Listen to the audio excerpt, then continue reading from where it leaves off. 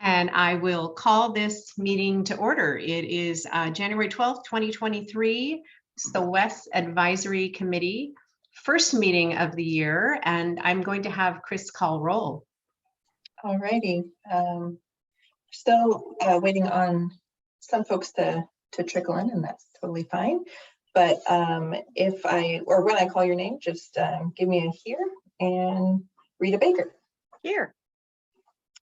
Councillor Baumgartner. Let's see her yet. Christopher Bowker. Present. Richard Craven. Present. Greg DiLoretto. Here. Anthony Fields. I'm here. William Gifford. It seems strange to do a roll call when we can look at everybody's face. I guess I'm here. Double confirmed. Got it. David Gulaby. Let's see if I'm on just yet. Renee Harbour. Here. Diana Hill. Here. Brian Johnson. Nice. Brian, I see you on there. I'm going to count you. Councillor Khosrowshahi.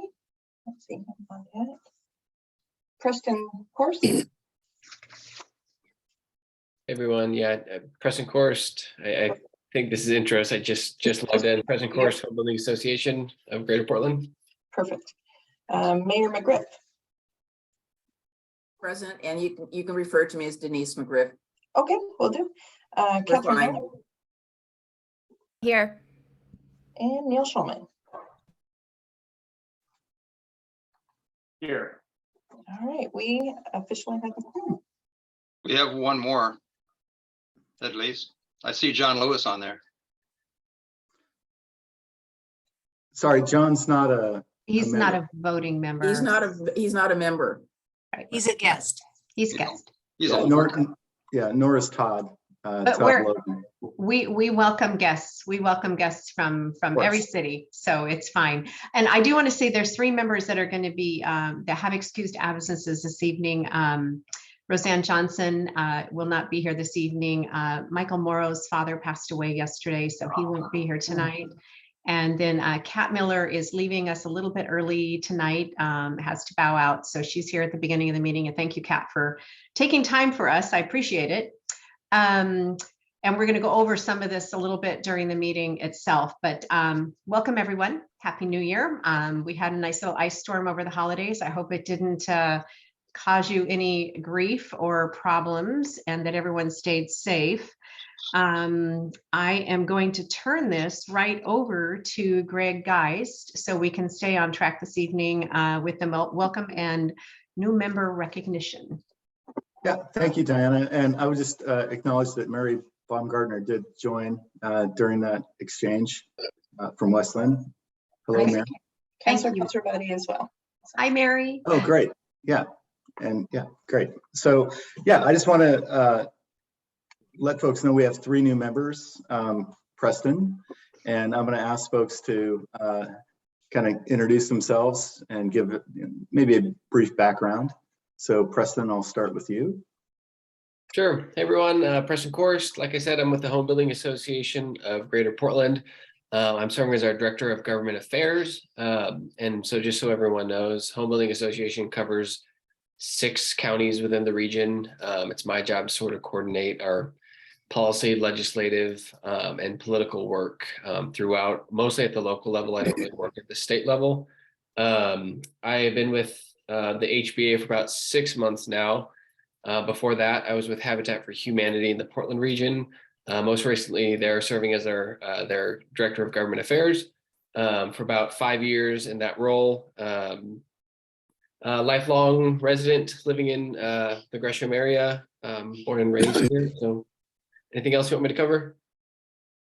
Oh, thank you very much. Well, Preston. Yeah, welcome. And I have had the pleasure of meeting all 3 of these folks, and they're going to be wonderful additions. So I'll go next to Richard. Thank you. Yeah, I was in the environmental consulting business for about nearly 40 years in Oregon. fish, wildlife, environmental impact statements, mediation, negotiation with agencies, mostly on hydroelectric, water, surface water projects. I've also been a volunteer for ODFW on the Fish Passage Task Force for 6 years and on the Fish Screen Task Force for 6 years for ODFW. Plus, I was on the Greater Oregon City Watershed Committee for, Rita, you'd have to guess, about 10 years, maybe? Not sure. But I was also on the Oregon City Natural Resource Committee for 5 mayors, starting with John Williams. And I think I resigned during mayor, one of the mayors in the last 5 years, maybe 6 years. Yes, William. I've also been certified in family and divorce court for small claims court in a different state where I was volunteering just to give back. And I've probably done over 300 cases in mediation. Thank you, Richard. It was a pleasure to meet you and welcome and thank you. Nice to have him. Yep. All right, Neil, you're up. Thank you, Greg. I'm Neil Schulman. I'm the Executive Director of the North Clackamas Watersheds Council. So we are like all watershed in the Oregon system, we are a private nonprofit with a multi-stakeholder board. That mission is to restore health to the watersheds that we are have oversight over, which are where that is with WES is the Kellogg Mount Scott watershed. We've worked obviously a lot with Ron and other folks, some other folks on this call on restoration project, as well as just completing our watershed action plan, and look forward to working with this group. All right, thank you, Neil. Welcome. Yeah, and welcome. And I also want to thank Rita, Michael, and Anthony, who were, members and whose terms had expired, and they elected to continue on this committee. So thank you so much. All right. Are we wrapped up there, Greg? I believe we are, yes. Okay, and if you, the newbies, if you need to find out anything about the rest of us, feel free to reach out. You have our email addresses, and we're happy to share any information. Preston, I met you at a previous meeting there in Happy Valley, so had a nice little chat with you, but look forward to meeting the rest of you in person at our next function in, I believe it's in March. So, all right, we're gonna go ahead. So the county's asking us now that we go ahead and go back to meeting minutes. So we're kind of tightening this up this year. So I do need a motion to approve the November meeting minutes. So moved. This is Greg DiLoretto. Thank you. We have a motion from Greg D. Second, Rita Baker. And we have a second from Rita. And we had a discussion about how we're going to call the roll on this. And I think I'm going to have Chris go through the list if she can. I know Denise suggested we do the yes and no placards. And I think maybe we should talk about that a little bit later too. So, but if Chris, you'll call the roll on the November meeting minutes. William, yes? Just a quick discussion of this is that Robert's rules does not require voting on minutes, that they can be accepted by consensus. That's true. And it seems to me if you're running a tight meeting, that's an easy thing to cut. I'm happy to do it that way too. We were trying to formalize the process just a little bit. Why I suggest just doing the thumbs up or down. All right, so let's do that then. Roll All right, so is everyone okay? I love it. Let's do, if you all approve the meeting minutes from November, thumbs up, works for me. Are there any thumbs down? All right, motion carries. Meeting minutes are passed. I am going to, Greg, I just moved right past. I moved right past the appointment of the chair and vice chair. Sorry, I'm handing it right back to you. See how I did? I already messed it up. So, as the first meeting of the year, we do need to appoint a chair and vice chair. of this committee. And obviously, Diana Helm is the chair and Greg DiLoretto is the vice chair. And they're responsible for, running the meeting and approving and reviewing agendas. Although for other than the folks that are new, we all know they do so much more than that, as far as representing us out in the community and things like that. So, so right now it's held by Chair Helm and Vice Chair DiLoretto. And so I would invite nominations for, we'll start with chair. So if anyone has a nomination for chair, I would love to hear it. I nominate Diana Helm for another term. This I Greg. second that. That's funny, Greg.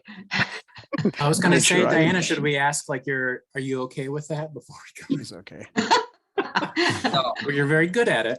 I'm totally okay with it. And I love this group of people and I love the involvement actually outside of the WES AC as well. So it gets me out in front of people too. So thank you, Chris. So are there any other nominations? Hearing none. Diana, do you accept your nomination? I do. Thank you, Greg. Great. Thank you, everyone. oh, we haven't Right. voted yet. What? We haven't voted yet. I know. Well, I think that should come if next. Right, Are you ready, Greg? I am. So I'm going to ask Chris to call the poll. Alrighty, give me a yay, a nay, or abstain. Rita Baker. You're still on mute, Rita. Ah, Oh, lips. Isn't that the magic word for 2022? And I'm doing it again. Yay. Counselor Baumgartner, Yay. Christopher Bowker, Yay. Richard Craven, Yay. Greg DiLoretto, Yay. Anthony Fields, Yay. William Gifford, Yes, Renee Harbour, Yay. Diana Helm, Aye. Brian Johnson, Yay. Counselor Khosrowshahi, Yay. Preston Court, Yay. Denise McGriff, Aye. Catherine Miller, Yay. Neil Schulman. Yay. All right, it's unanimous. All right, thank you very much. We have a new chair. So sorry. A new old chair. I So know, I'm getting old. we will do the same thing for the vice chair. And again, you can nominate Greg DiLoretto, someone else, or yourself. So I nominate Greg. Too bad we just didn't make a platform out of it. I second that. I'll say we allotted a fair amount of time to this. So we're definitely getting ahead of schedule here. So that's good.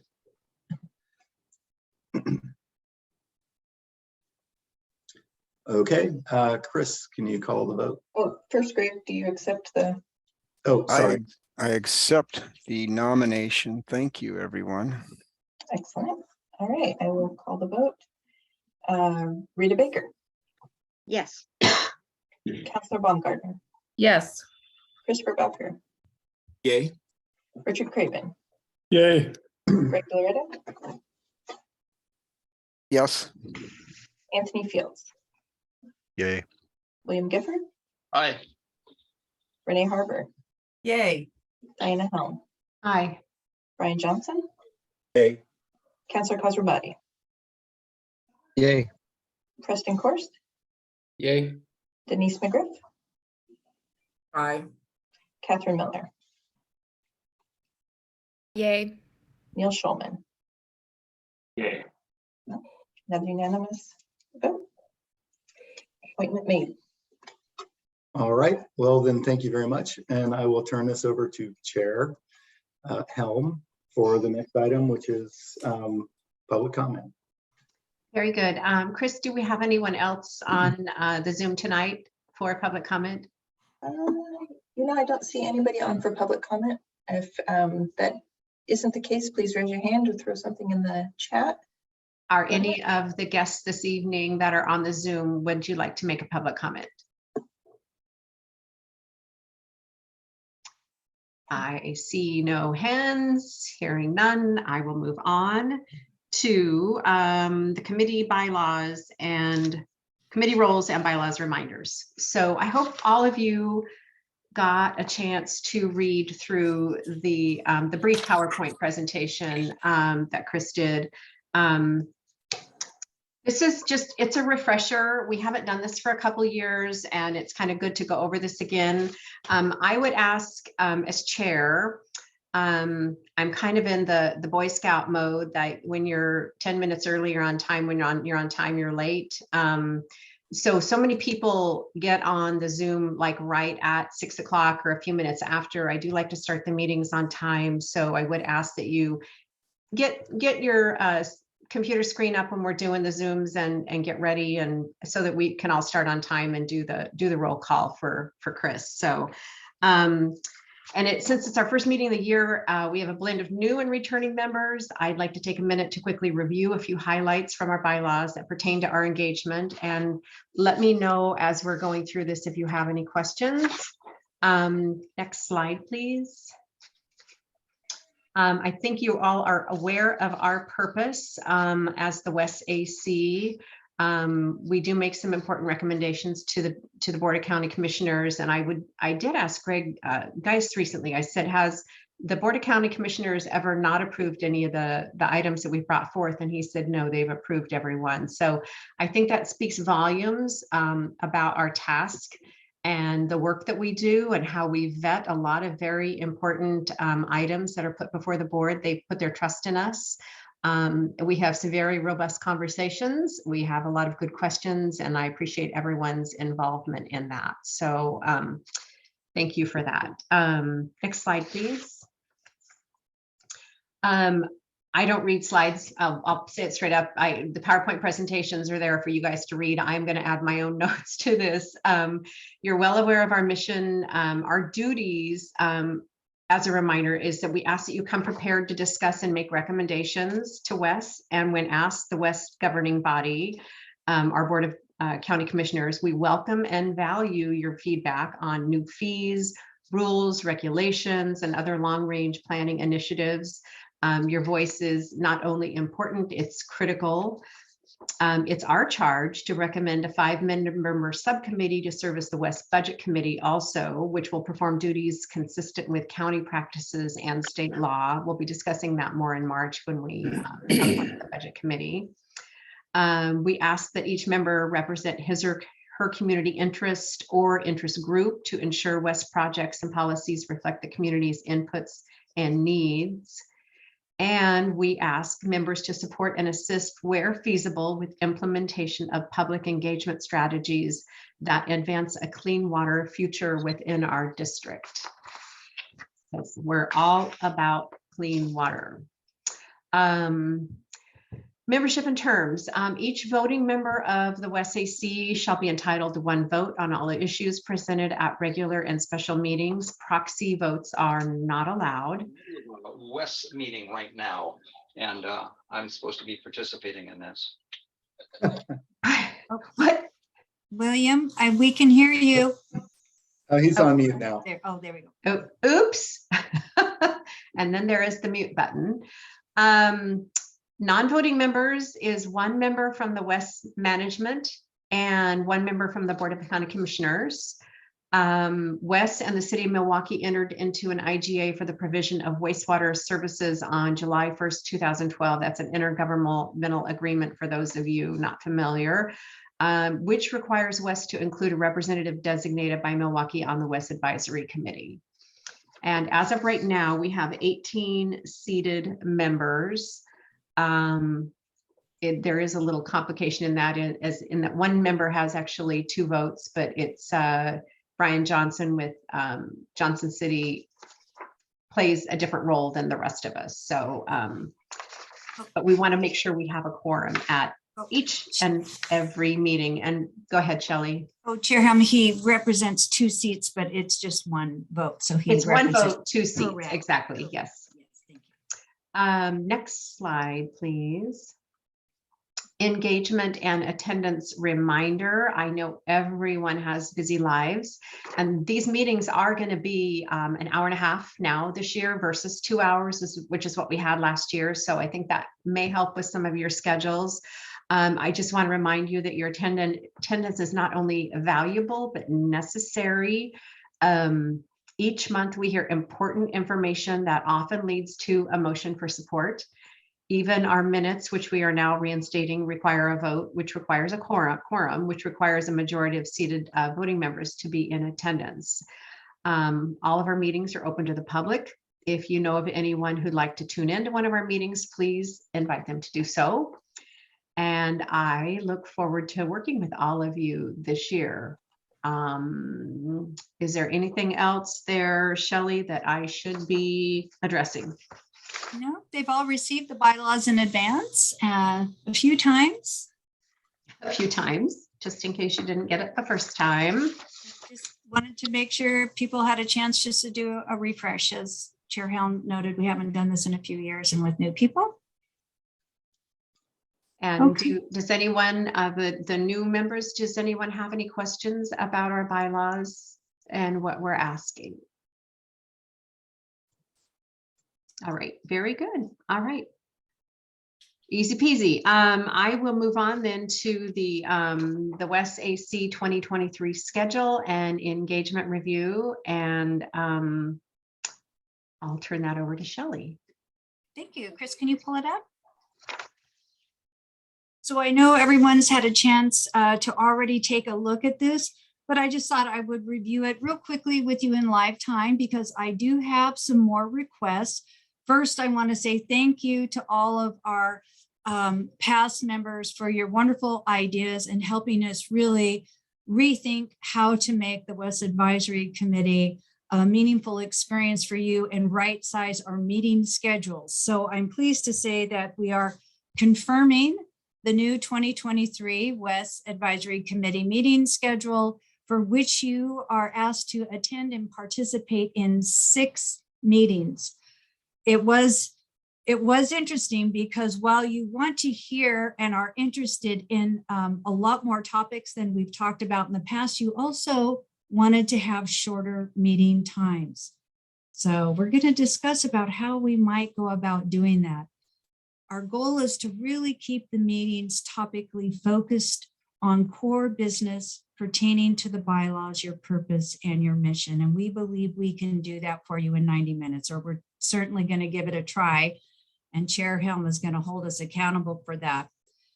We have 2 in-person meetings slated for March 9th and September 14th. I do apologize. We did have 1 member who was just not able to make any of the daytime options. So for those who are unable to attend, we will do our best to bring you up to speed. And really this was more so than just the information. It's an opportunity for us to connect and also learn about projects from the project themselves, as opposed to just the Zoom screen. But any questions here? These are not all the topics, but they are the core topics that you can expect as new and returning members to see on an annual basis. Well, if something comes to mind, let me know. But otherwise, again, thank you for your participation, and we are pleased to announce your schedule for the coming year. All right, this next category, I'm not going to get into it in detail because it's what I'd call a work in progress. But you gave me a really big charge. There was a lot of different ideas, topics that you were interested in learning about and engaging with. So first, let's talk about training and education. Ideally, when we were first looking at this, our goal, one would expect, is that we would do the onboarding in December before our new members, like Richard, Neil and Preston. We would have done your onboarding before you started this first meeting. But because we have appointed elected officials, many of the new members would not be appointed until the new year. For example, Gladstone has yet to appoint their new representative. So the official onboarding will take place on an annual schedule in February. And as soon as that person is on board, we will schedule a meeting. even though it is targeted for our new members, everyone is invited to participate. Then there were a number of really interesting, juicy topics that you asked us to cover. And so we're putting together and proposing this idea of a WES Lunch and Learn. But you not only wanted to learn from us, you wanted to learn from each other. So for those of you who might be interested in helping us put these lunch and learns together, please either send me a direct message right now, like, yes, I would really like to be a part of this. Or if you want more information and thinking about it, send me an email at your convenience. So this is our way at bringing some of those other topics together that won't take time from your regular meeting schedule. And these are opportunities for engagement. These aren't requirement. These are in addition to that we're looking at producing for you, and we'll see how it goes. We'll give it a try. The other piece that we have here is many of you asked for more meaningful ways to engage in our work directly. So I talked to our folks like Gail Shalom, who manages our River Health Grant Program Committee, and we would like to have at least one of you, more are welcome, join us in that committee. For those who don't know about the River Health Grant Program, we offer grants to support the community groups, businesses, and property owners who want to improve the health of watersheds within the WES Surface Water Service Area. So if you would like to be a part of that review committee, again, please send me a direct message or an email, and I'd be happy to talk to you about it. I know some of you are involved in this work, so if you're thinking about applying, that would probably be the only disqualifier. We would ask that you not be applying for a grant and serve on the review committee. I think that is fair and makes sense. But Rita, I'm looking at you. I'm hoping you raise your hand to join us on here, and others, at least one. That is the goal. The other part is, as you know, we've been a partner with Solve in cleaning up our waterways in the summer and have done an amazing job. I won't go into the details because I sent you a report. Anybody interested, I'm happy to chat with you in more detail. But what you did say, and I want to honor this, for many of you, participating in a cleanup during the week was really challenging. So we are looking right now at producing both weekday and weekend cleanup opportunities. So for those who would like to partner in us, we can. There's an agreement that still needs to be finalized, but once it is, then we can start plugging in these dates. So thank you for all of your great ideas. We're working on these extended opportunities. And again, I welcome you to join me in the creation of your own engagement planning. And so send me a direct message or an email. Thank you, Diana, for this time to share ways to engage. Thank you. Does anyone have any questions on Shelley's presentation? I love that she spelled it out for us for what the meat and potatoes meetings are, and then what I call the fluff, but actually a lot of people like the fluff because the lunch and learns sound very interesting. And I think that gives everyone an opportunity to kind of jump in and join at some point if they don't have time to, a 2-hour meeting is a long meeting, let me tell you. It's, but we had a lot of really heavy stuff to cover this last year, and I think this year will not be as heavy a load. So thank you, Shelley, great presentation. We're going to move into WES's strategic plan overview. I'm going to turn that over to Greg and Ron. Thank you, Diana. And yeah, I'm pretty excited about this. So WES has had this strategic plan since 2015, 2016, called Performance Clackamas. And this is our third iteration of it. And we were able this time to incorporate what we call effective utility management, which is a pretty universally accepted metric across our industry. And so it's kind of a big deal that we've finally been able to incorporate, metrics from our sister brother agencies. And so I'll hand it off to Ron to explain that. Great, thanks, Greg. Yeah, we have a presentation to give to you tonight, like we said, on our, it's really on our strategic planning process. And not necessarily a presentation of our strategic plan, because we will do that at a future date. It's still in development. Pieces of it we have talked to the advisory committee about in the past. Some of the foundational elements of our overarching organization and our planning processes. But we want to give you an sort of a status update tonight on where we're at, and also share with you our strategic priorities that we have developed, as Greg said, through this effective utility management lens that will lead into the more detail in the plan that we'll share with you at a later date. I think we said we're going to try and determine whether we would take questions as we go. People have them kind of depending on how we were doing on time. And Diana, I think we're well ahead of schedule. Not that I really want to expand to fill that void, but we can certainly handle questions as we go. I have you guys on the screen down here. If I'm looking down, it's because I'm looking at you, and I think Diana would and others can probably help if people raise their hands. Otherwise, I'm going to be looking at the presentation screen up here. Can we get next slide, Chris? So, I think a review that there's a lot of different ways to do strategic plans. We have a lot of plans at WES. We've talked about this a lot recently, and how our strategic plan fits in with all of our other planning processes, whether they're operational in nature, like our biosolids management plan, or whether they're more a business plan, which is really our budget document that a lot of you have seen, that really talk a lot about WES and what we do day to day, and our strategic plan as well is really focusing on helping us achieve become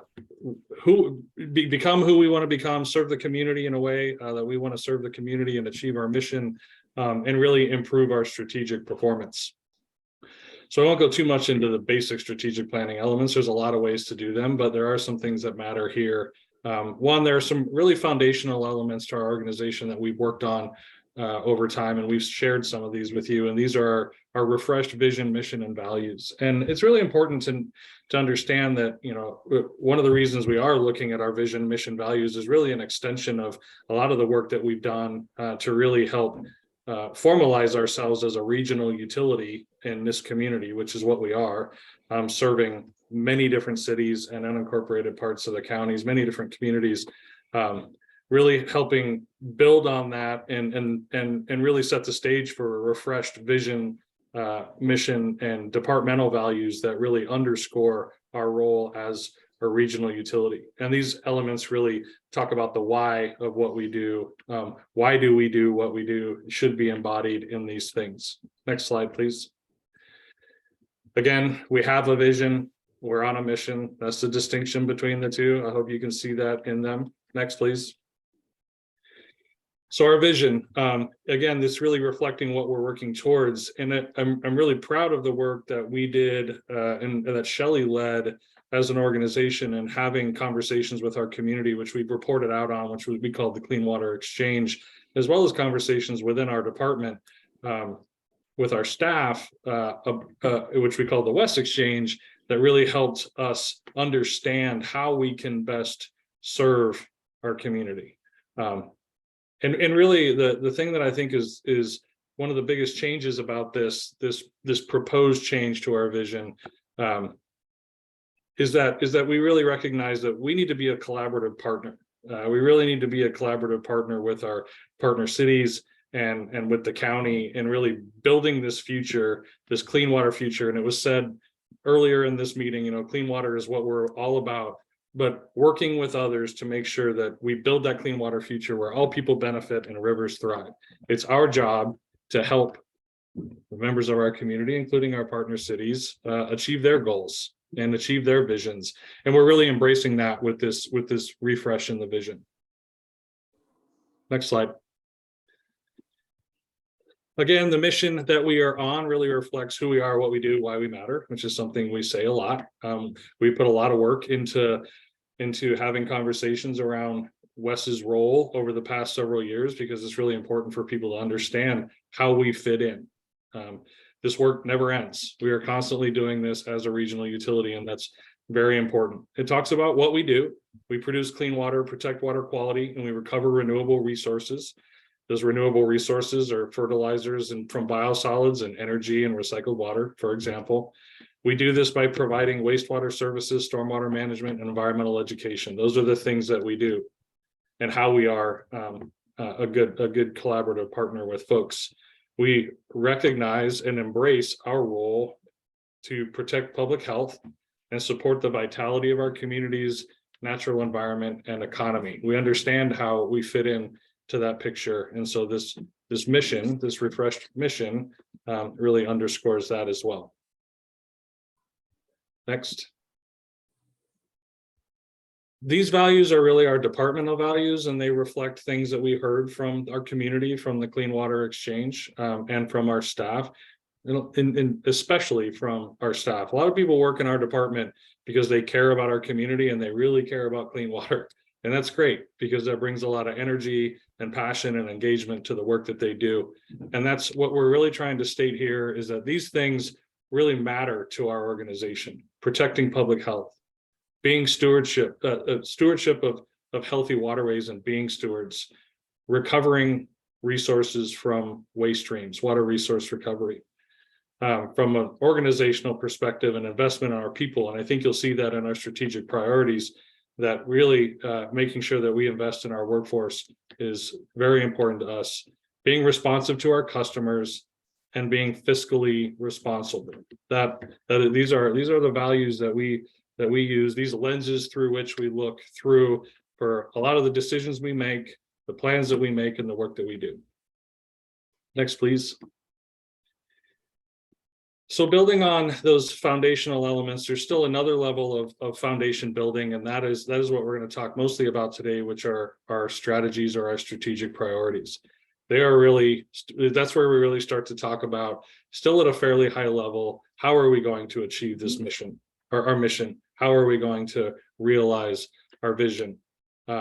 This was the piece that, as Greg had said, that we used the Water Environment Federation's effective utility management framework to talk about what should we be looking at as a regional utility for our community.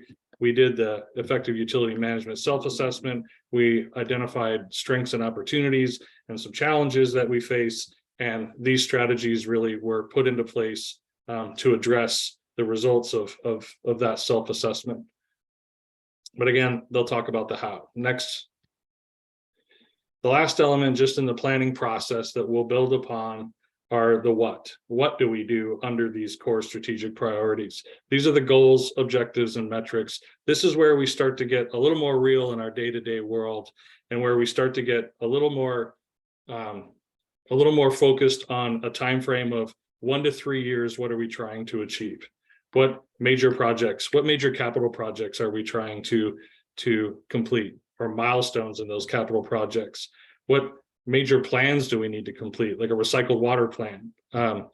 What measures of performance and what improvements in performance are we going to try and achieve over the next 1 to 3 years to make us better at what we do? It's this 1 to 3 year time frame for the goals, objectives, and metrics that really make up a lot of the detail of the plan that we're putting together right now. And again, those are the things that are going to that we're going to focus on and refresh as we go forward. Was there a question? Yeah, Ron William has his hand. Go ahead, William. Yeah, I understand that sticky button is not clicking right. Sorry about that. And I thought I turned it off before when the phone rang, so I apologize for that. But this is the first time that I've heard the 1 to 3 years. Maybe we've mentioned that before, but I like it. I don't know. Is there a basis for that range of 1 to 3 years, or is that just a comfortable schedule? I think a little bit of both, William. You know, we know that, and I think we have a slide coming up that kind of talks about the circular nature of this process. But you know, we know that our strategic plan and our goals, objectives, and metrics aren't going to reflect all of the work that we do. They're really going to reflect the strategic things that we want to do to improve our performance, and hopefully we can achieve those. They're tangible enough and near term enough that we can achieve them and move on to the next thing and sort of inch our way towards achieving our vision. It does also align with the counties, with Clackamas County's overarching planning process, which is called Performance Clackamas, which we'll touch on in a minute, that all county departments do. And the time frame for identifying goals, objectives, and performance metrics to report out to our county administration, elected officials, and outwardly to the public are intended to be on a 1 to 3 year time frame. So this is only tangentially related to our capital improvement plans, which are much longer than this. Yeah, and so what we really identify in these goals, objectives, and metrics that we're developing are the things that we expect to deliver in the next few years, and a lot of those are milestones. Like, you know, Jeff will be working towards, Jeff Stallard, our capital program manager, will be working towards, you know, completion of design for the outfall project by such and such a year, and you'll see that in this year's strategic plan. I like it. We have a lot of things we're trying to accomplish. You know, we got a lot, our management team together and a lot of our staff, and have been goal setting. And again, you'll hear about more of those goals and objectives in the future. We have nearly 150 performance metrics across our department that we are that are tied directly to objectives that we will report out on over the next several years. So it's certainly ambitious in the things that we're trying to do, and there's a subset of those that we report out through Performance Clackamas. Thank you. Next slide. Thanks, Chris. So the planning cycle, again, sort of touching on this strategic planning is not, it's not an event. It doesn't really have a beginning and an end. It's ongoing. Overarching under the Performance Clackamas umbrella, we develop our strategic plan, we develop our goals, objectives, and measures. We work towards those. We report performance out against those. We budget according to those investments that we need to make. And we're going to be doing that relatively soon as we finish up the strategic plan, rolling into budget. So it's a circular process that we're constantly checking back, seeing how we're doing and adjusting. So just, you know, refreshing that concept with people. Next.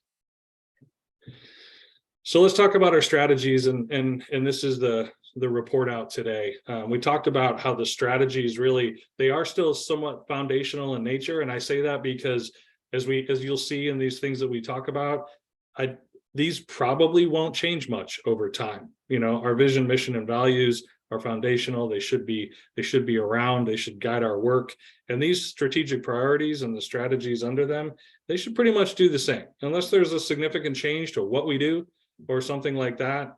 These strategic priorities will last, and we will work towards them. Our strategies really serve as the bridge from our vision, mission, and values to those goals and objectives. They're a bridging element of our strategic plan.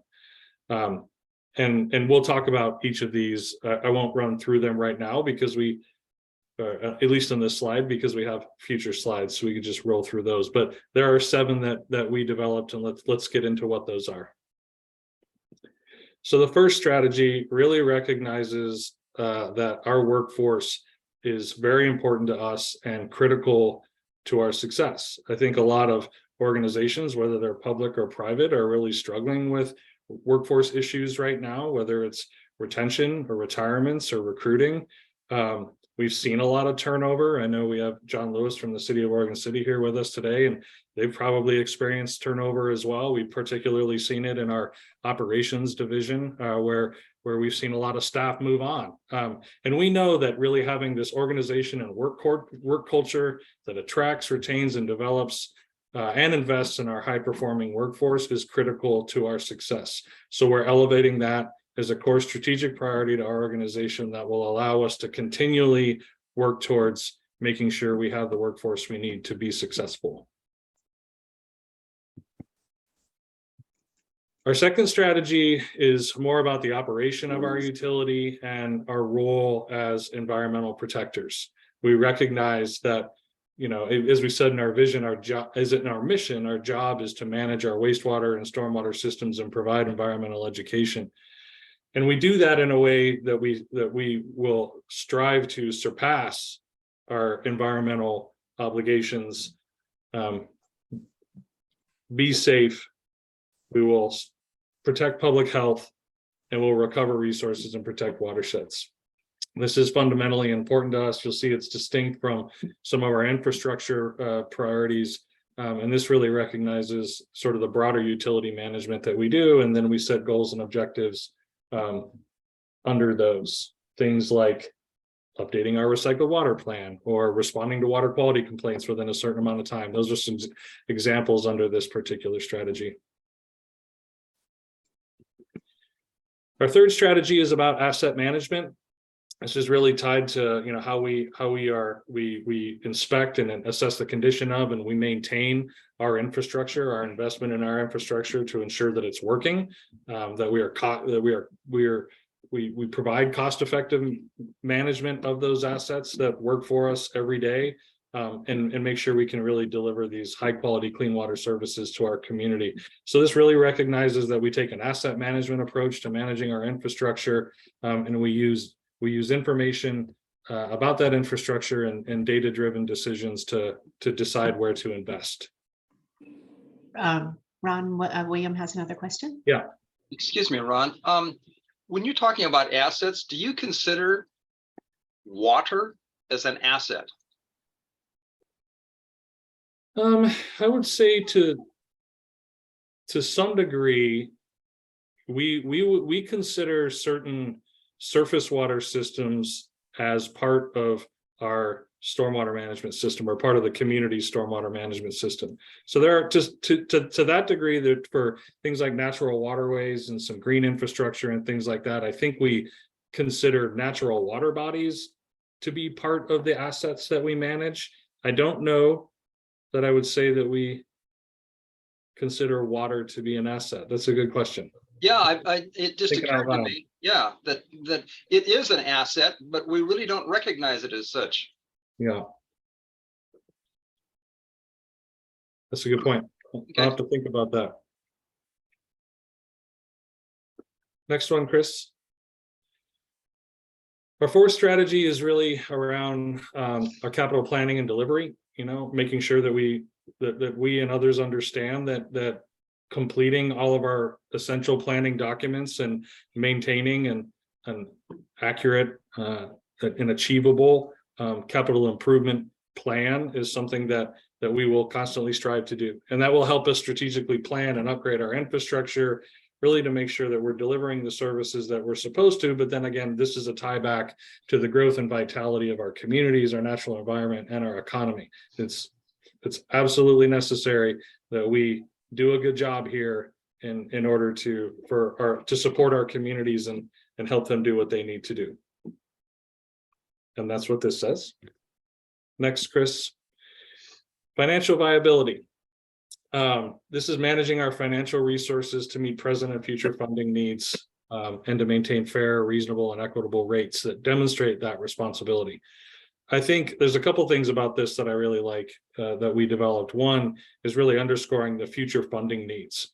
We're not only looking at next year and 5 years from now. Aaron and our finance team are looking far out into the future to put us in the best financial position that we could possibly be in, which we're in a pretty good one right now. And that's due to this being a priority for the work that we've done to this point. So that future piece is, I think, really important, a really important part of this strategy, planning for tomorrow. And the other part is really, you know, those fair, reasonable, and equitable rates. That is an underpinning of all of our decisions around our rate setting and our financial strategies to support our capital plans and support our operating needs, to making sure that they're fair, reasonable, and equitable. And affordability is also a big part of what we're working on these days. It's a very important part of what we do, and a very important part and struggle for our community, as you know, over the past several years. So we're very mindful of affordability as well. This strategy, customer satisfaction, I think my favorite part about this one, you know, yes, customers are important. I think it's important to say that. that we are responsive to our customers. But I like the thing I like that we wrote into this strategy is the express needs of our customers, that we're really interested in giving them the service that they're asking for, not the service that we think they need. And so working towards understanding what our customers need, listening to them, and being responsive to that is one of the most important parts of this strategy. And we will work towards achieving that. Next, Chris. And last, but certainly not least, is our stakeholder and community engagement. Including this in one of our core strategic priorities for WES was very intentional, and kind of loops back to where you all come in. We are, as we have said, committed to building collaborative partnerships where people benefit, rivers thrive. And we do that through proactive engagement, effective communication, our education programs, and our community leadership. We have to have a strong understanding of who we are, what we do, and why we matter, what we're trying to do. And we really need to engage the community and getting input on how we do that. It's challenging for us, but something we are we are dedicated to 100% of meeting the needs of the cities that we support and the communities we support. And they need different things, and they ask for different things. It's challenging as a regional utility to meet all of those needs, but it really does start with engagement and effective communication, and creating those opportunities. And that's what we will strive to do under this strategic priority. This particular priority is tied to the roots of our regional utility.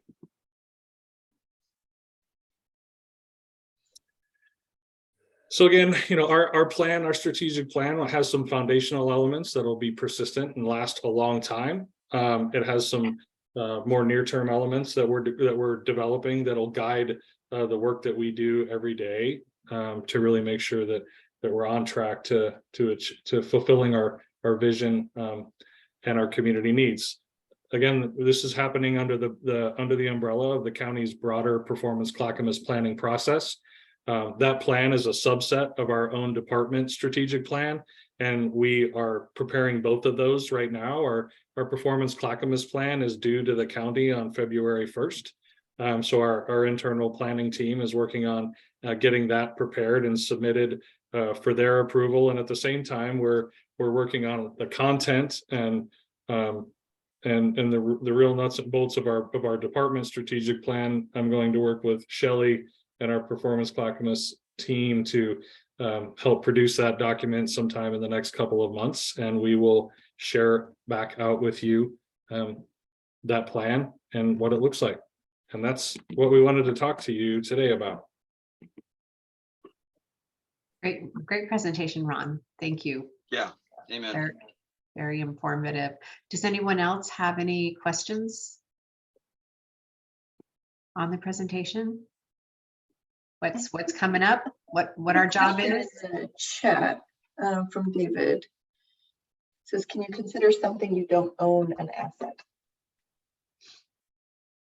Well, I think that loops back to what Ron said is whether water is considered an asset. I own a business, and my greatest asset are my staff, and I don't own them. So yeah, I consider stuff that I don't own an asset. So that's my opinion anyway. So, but we have to look at water as an asset. I think what Ron is speaking to is our strategic plan, and I think it all wraps back into one thing. And it's, again, all about clean water. So it's part of it, but not the thing. That was actually a question by William, not something that Ron posed in the strategic. So right. Trying to understand if we're going to consider that an asset. So that was the reason for my question. Yeah. I too am a business owner and understand what you're saying, Diana. We do. I will mention that, and this is something Matt House and I have talked quite a bit about. Matt House, who's also our new operations manager. I don't know if we mentioned that, but Matt was formerly our asset manager. So he and I had a lot of conversations about asset management.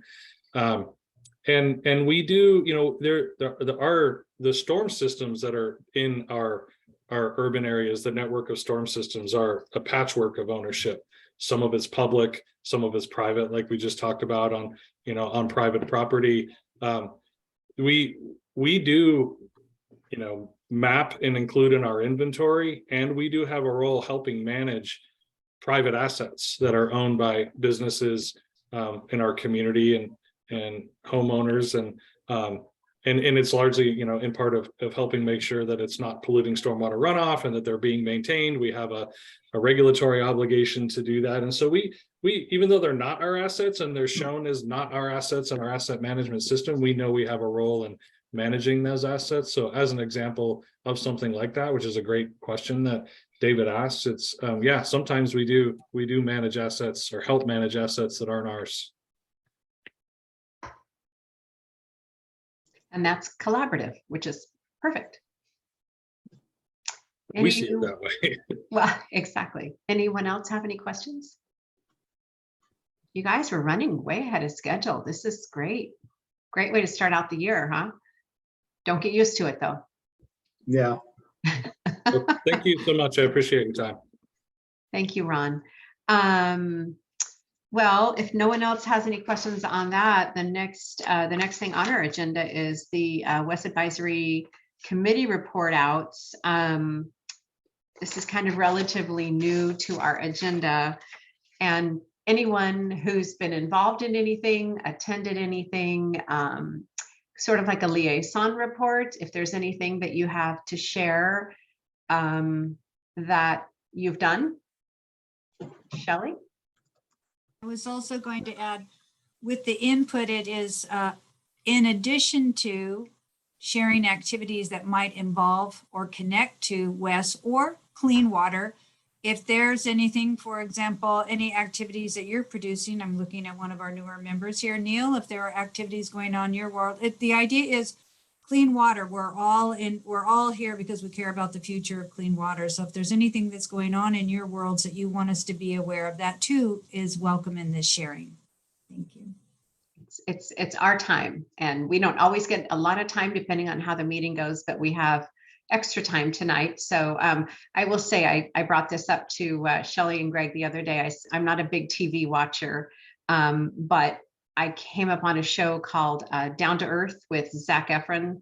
I don't know if you guys, anybody's heard of it. That sounds so dumb. He's like, cutie boy in Hollywood, but he did this show and it's all about sustainable living. He's traveling around the world. He spent quite a bit of time in Australia, but the one on water in Paris, France was absolutely fascinating. How Paris provides free water for everyone on the streets. And they even have carbonated free water machines, and their ultimate goal is to get everyone away from the bottled water, and they don't sell it. It's really not that readily available, and every episode is fascinating. That one I found particularly fascinating because it's all about our carbon footprint and sustainable eating and all that. But anyway, if you get a chance, they're 30-minute episodes, easy to watch, a little bit funny, because he's kind of silly. But anyway, Down to Earth with Zac Efron. It's kind of a good show. At what channel are you watching that? What platform? I think it's Netflix. I think it's Netflix. Yeah. It is. Yeah. Yes. Well, Yeah. I'll take a look at it. Yeah. I had something to report. Yes. It's not for me directly though. I was having a side private chat with John Lewis, and I thought he had some interesting information. I know he's not a committee member, but I think that it impacts us as a community, our water community anyway. Could we have him share that? Absolutely. John? Not to be put on the spot, John, but he knows me by now. Leave it to William. So I think this came from Ron's comment about staff and recruiting staff, keeping staff. Is that what you were wanting me to talk about, William? Yes, your new hires particularly. So we have also struggled, I would say, across the city with various staff positions in our stormwater group. Well, we have a wastewater stormwater group that does all the stormwater and wastewater collection inside the city limits. And William was asking me if we've had turnover, and the answer is we have had some. Our stormwater quality manager, Brian Monin, who I know Rita knows, others may know Brian Monin, but he was excellent. In fact, we had him doing drinking water and stormwater regulatory oversight. And so he, of course, he lived in Camas, and they offered him a really great job in Camas, which has since kind of even grown from when he took the position there. So he was one who was a pretty hard hit for us to lose him, because he was carrying most of our MS4 program and keeping us on track with the regulatory agencies with that program. And so that's kind of landed in my lap, because we don't have a deep pool on how we manage our stormwater programs. So, but we've also hired someone who's got some environmental background, not overly familiar with the MS4 program, so he's going to have to ramp up quite a bit, but he will start next week. And then we also lost a couple of utility folks that my friend and competitor over there in West Lynn, Lance Calvert, has been working pretty hard to get positions filled over there. And he had a couple retirements. So we had utility workers move from utility worker to crew leader and I think supervisor over there. So they got some opportunities. Unfortunately, one of them was our, we've got a pretty aggressive TV inspection program, and we've got some nice equipment that actually does some lateral launching from the main line right up the laterals. So that was specialized equipment, and our lead operator was the guy who left. Now we're backfilling that too with staff that he trained. But yeah, it's a dog eat dog world out there sometimes, and it's frustrating when people leave. So having an employer like WES or like the city of Oregon City that are offering employees good benefits and good pay and a good place to work and good equipment, that all matters. It mattered for, the staff that we lost. They were pretty clear with me that they were looking for a better opportunity, right? And they found that, but they appreciated, we've got a nice building, which if you haven't toured, you should come see me. We've got great equipment, and we've got good benefit packages. And I think without that, agencies like the cities and WES will struggle because it's competitive out there. So that's probably more than you wanted to hear, but William, thanks for putting me on the spot. You respond well. So you brought up an interesting question, John, as to whether or not this group would be interested in doing a tour of the new Public Works building in Oregon City. It's a beautiful building. That could be one of our lunch and learns, William. Maybe a lunch and learn. Maybe a lunch and learn. It's a great idea. I always learn things from you, John. We love a good field trip. Great idea. Happy So since we have a little extra time, oh, Renee, go ahead. Sorry. Yeah, hi. I just thought I would share a little bit about what the ELC is doing with WES.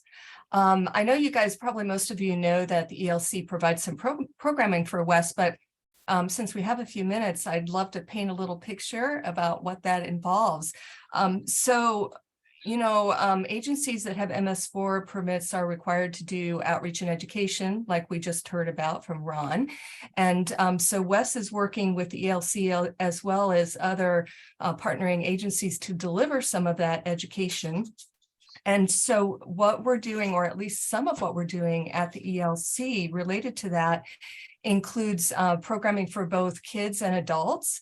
So WES is sponsoring a number of free field trips for kids in grades K through 5, where kids get to learn about watershed health, by coming to the ELC and doing some real hands-on engaging activities. We started doing those again in person this past fall, and they were fantastic. The kids and teachers are just so delighted. It's been so fun. And we have a bunch more of them scheduled for this spring. In addition to that, during the pandemic, because we couldn't do in person, we started doing live streams from the ELC, which WES is sponsoring. And we just started those. We have a series of 10 programs that are piped into classrooms throughout the area. And the first of the series of 10 just started this past Tuesday. And we go into K through 5, 5th grades. Again, learning about watersheds and particularly about wetlands. Those series are called things like Wild in the Wetland or Wild About Water. So all about the plants and animals that live there. One of the episodes that we're doing this winter, which we've done in the past, for the 4th and 5th graders, they actually get to learn how to draw a salmon. And that is with David Anderson, who many of you know, recently retired art instructor from CCC. That's been really successful. But the kids get to learn so much about water and what impacts watershed health through that program. In addition, we're doing some fun things with adults.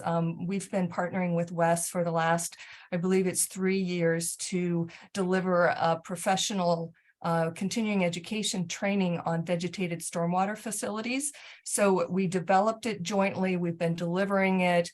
A couple of WES employees are involved in teaching it. And also John Lewis Bryan is coming back from Camas to help us with the field practicum portion of that. So we're looking forward to seeing him again. That's coming up January 25th and 26th. And the class is almost full already. So that's been great. And in addition, another great thing that WES is sponsoring for the ELC to deliver is something that we call Wildlife and Water Friendly Gardens. So this is a series of 7 online 1-hour workshops that we do on Thursdays at noon. And these are for the general public to help them understand how what they do in the garden can impact the health of our waters, and provide some ideas for how they might change what they're doing in order to improve the health of the water. So learning about sustainable lawns, drought-tolerant natives, beneficial insects. And another really cool aspect of this is that we partner with a number of other agencies because we like to have a water agency person to provide kind of an introduction about why this topic is important to watershed health. And then we follow up with a speaker who can really address the gardening aspect of it. And so we're partnering with North Clackamas Watershed Councils for one, and Clackamas River Basin, and several others. So that's a fun one, and that's coming up starting on January 26th. So that's it. I hope I didn't take too much time. No, that's great, Renee. That's a great update on that. One thing I forgot to do too is David Gullaby, thank you for coming back and picking up where Mark Lee left off. Mark Lee just retired, and David had a very, very busy year last year. And thank you for joining us again in 2023. Appreciate your attendance. Neil, I'm hoping that I can go through and have everybody really quickly introduce themselves, the existing members to the new members, since we're on this, and we did have a few extra minutes. So Neil, go ahead.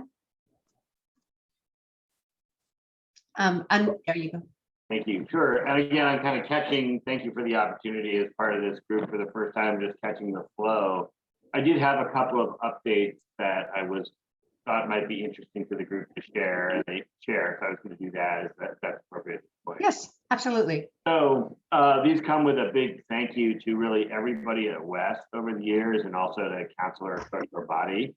And we have been for years in a partnership with the city of Milwaukee and ODOT and American Rivers to really push forward the process of restoring fish passage at Kellogg Dam and rehabilitating what is currently an impoundment behind Kellogg Dam in Milwaukee that blocks the entire Kellogg Mount Scott watershed for salmon and steelhead and creates a lot of water quality problems. This dam was built, for those of you who aren't familiar with it, sometime in the 1850s, so before statehood.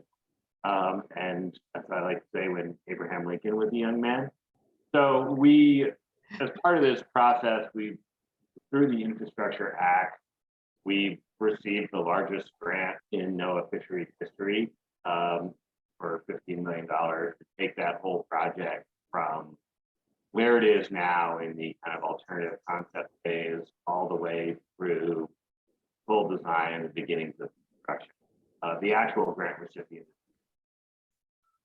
does a lot of dam removals continuously, but really ODOT, which owns the bridge that rests on top of the dam, the city of Milwaukee, which is Lakebed, longtime partners, and we're obviously thrilled that this is moving forward. I also want to give a lot of credit to WES, which has been a partner in this project and really actually got the ball rolling on restoring fish passage in Kellogg Mount Scott Creek with the removal of the dam on Upper Mount Scott Creek that happened long before I came to the watershed. This also comes with an apology to Rita, who thought that when she retired, she was done here. Talked about this project, but not so much. So that's obviously going to be moving forward. You'll be hearing a lot about that, and it really builds on all the efforts that we've all made for a long time to restore health to that watershed.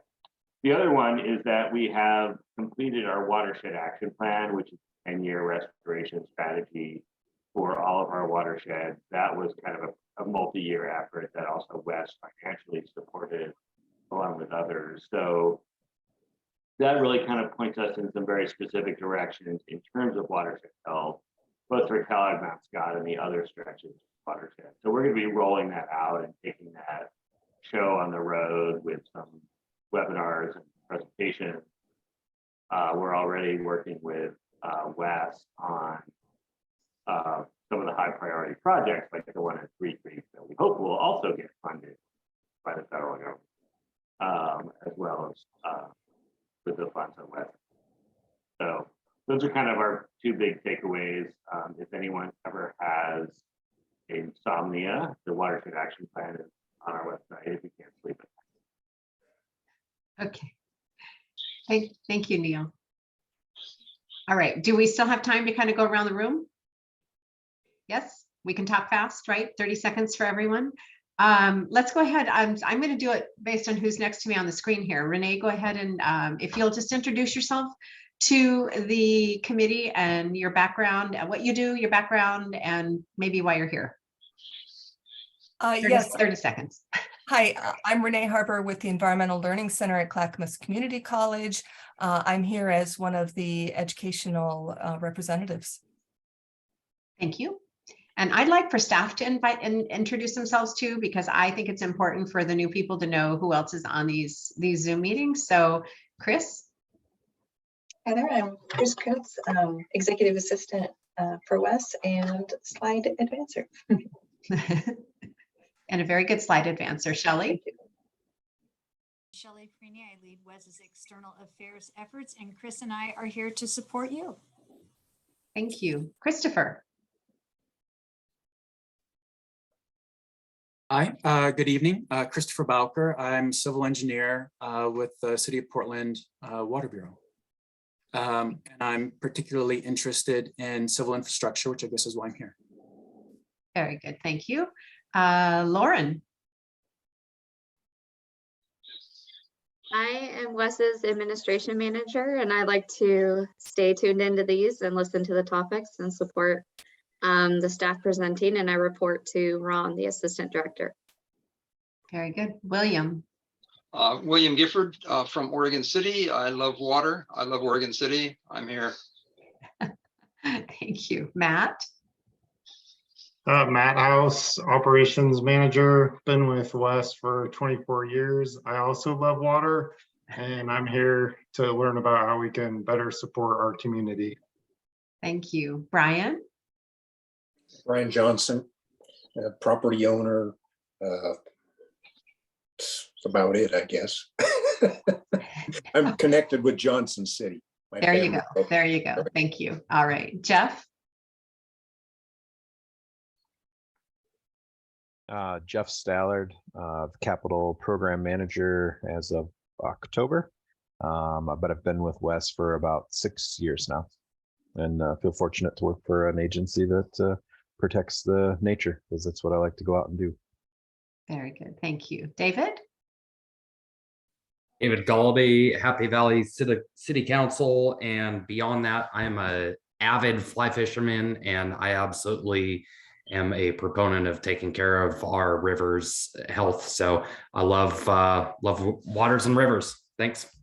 Thank you. And John, we're going to get back to you again. Thank you. I'm John Lewis. I'm the Public Works Director for Oregon City. I've been here nearly 20 years. I'm also a civil engineer. I love open water, lake water mostly. That's where I spend my summers.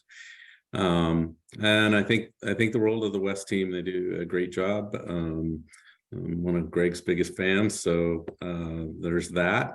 And then the mayor may mention this, but we are having the Clackamas Cities Dinner here in the Public Works Center on, January 26th, I believe.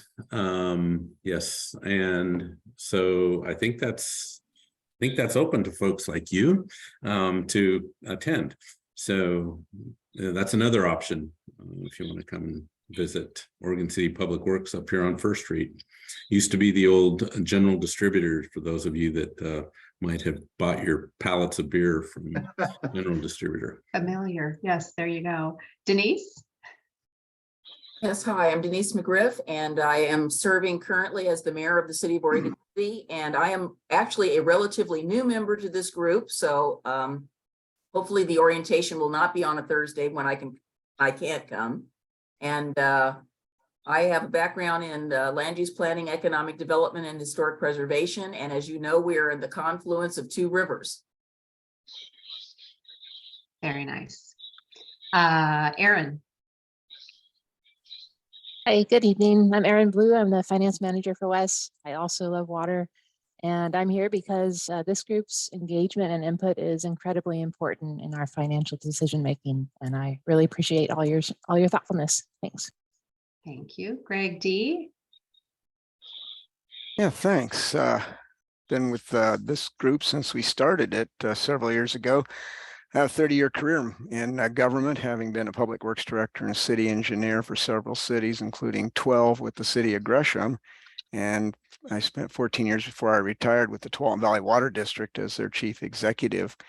But it's been the last 10 years where I've had the most fun as the chair and representative for the American Society of Civil Engineers on their Committee on America's Infrastructure, which has allowed me to speak all over the world on the need to invest in infrastructure, but also has allowed me, when issues hit our nation, I'm the person that gets called. So in September, actually when the Flint, Michigan case happened, I was on NPR, numerous newspapers, Wall Street Journal, New York Times. When the Jackson, Mississippi issue hit, I was on the NBC Nightly News. When Houston had their boil water notice, I was on Fox News. Had an opportunity to testify before Congress and the House Ways and Means Committee. So it's an opportunity that I like to expend to my volunteer work here with WES as I go back to DC and meet with our delegation on water issues or any infrastructure issues. I have an opportunity to also input from what's happening here. I also chair Westland's, because that's where I'm from, and I'm the Westland citizen.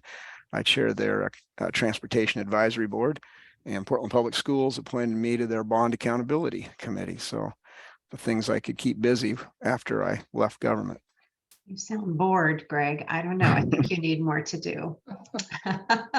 Tony. Hi, everybody. My name is Tony Fields. I am the Milwaukee resident member. I've worked in drinking water for the last 16 years, worked as an environmentalist for probably 25 years all told. I very much enjoy the outside hunting, fishing, camping, hiking, boating, If it gets me out of the house, I'm happy to do it. So I'm very, very pleased that the group continues to invite me back and allow me to hang out and steal oxygen. And I look forward to being able to be on the board and continue to serve with this amazing group for as long as you'll continue to invite me. Thank you, Tony. Adam? Yes, I'm Adam Costerbody. I'm a city councilor in Milwaukee, and I apologize for my face not being shown. I've been, I just pulled over, but I've been driving this whole time, so that's why. But I've been, no, you guys are totally fine. So I appreciate that, and again, shout out to Neil for his work on getting that dam removed, and I'm looking forward to working with all of you and doing this extremely important work. So thank you. I appreciate everybody's time. Thank you for joining us. Todd? Hi, everyone. I'm Todd Logan. I'm with Clackamas County Public and Government Affairs, and I help lead the communications for WES. So social media, website, a lot of the print material. Thank you. Thank you, Todd. Edward, you there? I am here. Hi, everybody. Happy New Year. My name is Ed Nieto. I'm with Public and Government Affairs at Clackamas County, and I provided a variety of communication support for WES since 2015. Thank you. All right. Ron, we kind of know what you do. Do you want to go into any more detail? I'll say assistant director. I manage our business and environmental services functions. I also love water and fly fishing. I'm a Westland resident, so somewhat a customer of the organization. And yeah, it's great to work for this organization. I also do whatever Greg tells me to do, so that's important to know. I'm Diana Helm. I am a business owner here in Damascus. I was the previous mayor of the former city of Damascus. I've served on this committee since it started. I was on the committee before this that was an ad hoc committee, which is, I think, how I kind of got involved in this, Greg, if I'm not mistaken. I also am an elected with the Sunrise Water Authority, so I like water coming in and going out. So I'm very interested in water all over the world. I'm fascinated. I serve on the Public Policy Government Affairs Committee for the Chamber of Commerce and involved in numerous other things too. But I just like to have my finger on the pulse of everything that's going on in the community. So I'm honored to serve on this community. This committee. It's one of the best committees I have ever served on, and it's a great group of people. A lot of smart people. I always feel like I'm stupid compared to all you guys, but it's I'm not book smart. I'm street smart. So there you go. It's somehow we all get by. New people, did I forget anyone? I feel like I forgot someone, but I think I saw everybody on my screen here. So I got it. And we still have minutes to spare. So anyone else want to say anything before we adjourn? All right, we're good to go. Oh, thanks for wrapping it up. Shelley. Just a slight preview, because I do apologize that to Denise, because I know that she was saying those Thursday afternoons do not work for her. So we're going to make sure that you are updated, because March is a big meeting. So since we have a moment, a little preview, we are going to appoint our budget committee. That is going to be one of the big action items. So Denise, if that is something you are interested in, you can just let me know. We will be following, I think, back with you on an email that John sent anyway. We'll be having a conversation about that. And then we're going to be reviewing the financial strategy by Aaron Blue. So we want to make sure that is a big meeting that ties to a lot of the areas of interest. So we will work with you and John, and maybe John, you can attend, or someone from the city on her behalf, to that March in-person meeting. So just wanted to give everyone a preview and let our mayor of Oregon City know we will work with her to make sure she's up to speed with that. And definitely we won't plan the onboarding session in the afternoon when you can't attend. Hey, Shelley, what time is that, or what date and time is that? The time is the date is March 9th, noon to 1:30. at the Tri-City facility. Lunch is provided, John. Thank you, Chair Ham. Thank you. Anyone else? Hearing nothing else, this meeting is adjourned. Thank you all. Thanks, everyone. Happy New Year.